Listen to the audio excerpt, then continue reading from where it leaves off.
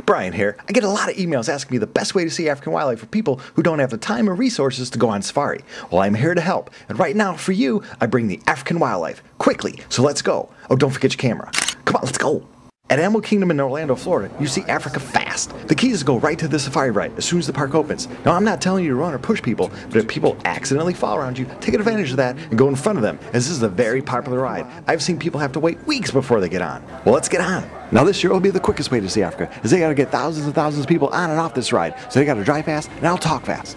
Alright, so here comes our ride.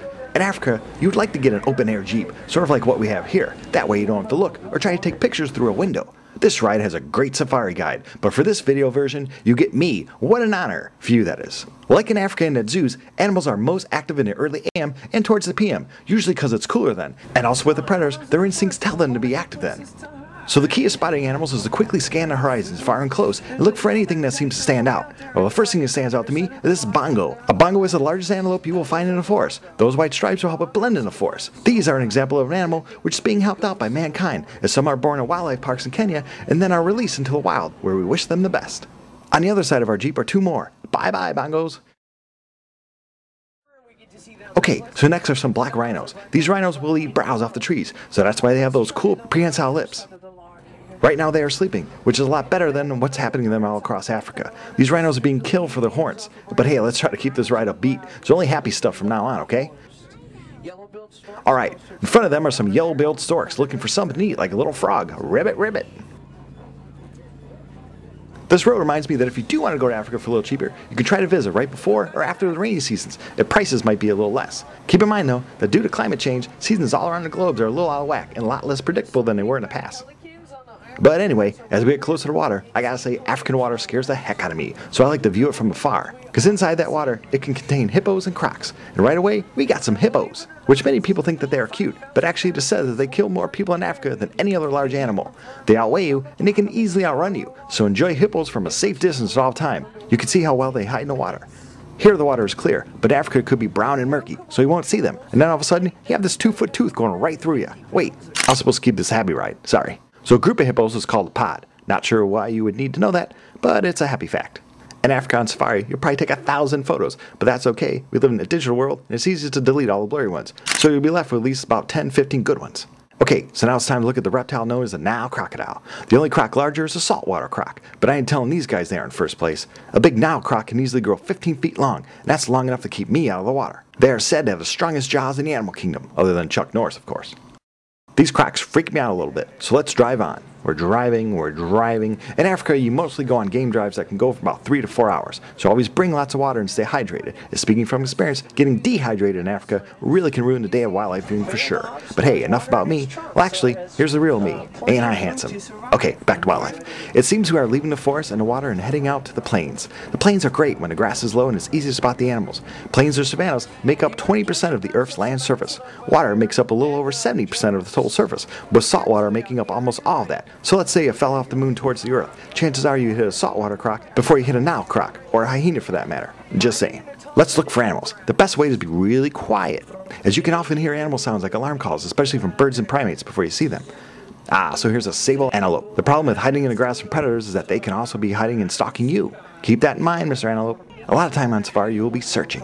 It ain't like an animal TV show where everything is right in front of you. It usually takes months and even years to make those animal shows you'll see on TV. Speaking of animal shows, I will now talk like the shows that I grew up on. They were always hosted by some English guy whispering like he was right there next to the animal. Up ahead, we see a giraffe.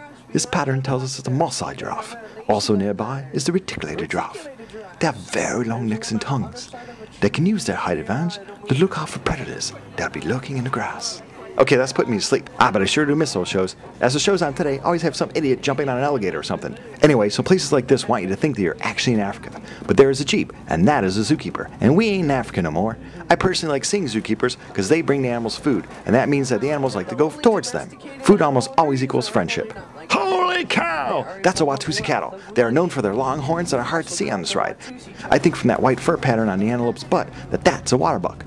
They say lions don't like the taste of waterbuck meat due to an oily substance on their skin. Good for you, Mr. Waterbuck, on being smelly. Around the turn are some wildebeests. They're usually the animals you see crossing the river, get eaten by crocs. So let's keep this happy. Ah, here's some monkeys. Everyone loves monkeys. Hee hee hee. Look, it's the largest land animal in the world, the elephant. They can eat 300 to 400 pounds of grasses in a day, which means they'll poop out about 200 pounds of, well, elephant poop. 200 pounds of elephant poop will easily fill up a lot of human toilets for sure. Not sure how many, but that's something I'm really not going to look into. Up next are flamingos. They get their pink color absorbed from their food sources. So a healthy flamingo is a bright pink, and a pale flamingo is a little unhealthy, kind of like your vegan friend. If I got my skin color from my food source, I would look like the Incredible Hulk, because I love guacamole. Okay, so now there is a cheetah. Everyone loves cats in Africa. This one obviously is the quickest of them all. So quick, he's blurry on my camera. Speaking about cats in Africa, here are some lionesses, which means girl lions. They live in groups called prides, and here at Animal Kingdom, they are the kings of safari, the lion kings. Note to self, tell Disney that's a good title for a movie. Okay, so a lot of people wonder how they keep the lions from eating the other animals on this ride. They usually are separated by electrical hot wires, or hidden fences, or they make them simply sign a contract that they will not get paid if they eat another animal or employee. And in this economy, it's important to keep your job. So there is a male lion, the symbol of wild Africa, the iconic lion, the animal that we are unfortunately losing, so we need to act now to protect it. Accredited zoological parks like Animal Kingdom give a lot of cash each year to help protect wild animals like lions out there.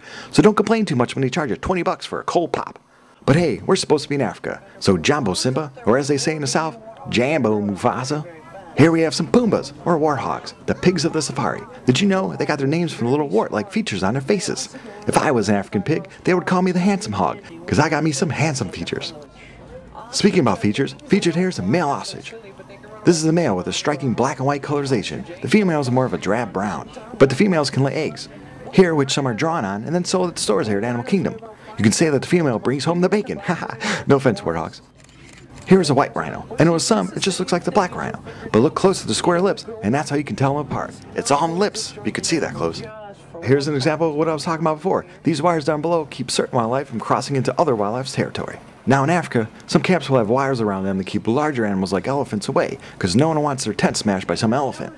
Here we have some of the most popular animals you will see on safari in Africa, and that is the zebras, one of the oldest members of the horse family. As you can see, those stripes help them stay camouflaged in a group. To a predator, it all looks like one big striped animal, and to the zebras, they always hope that there is somebody slower than they are in their herd.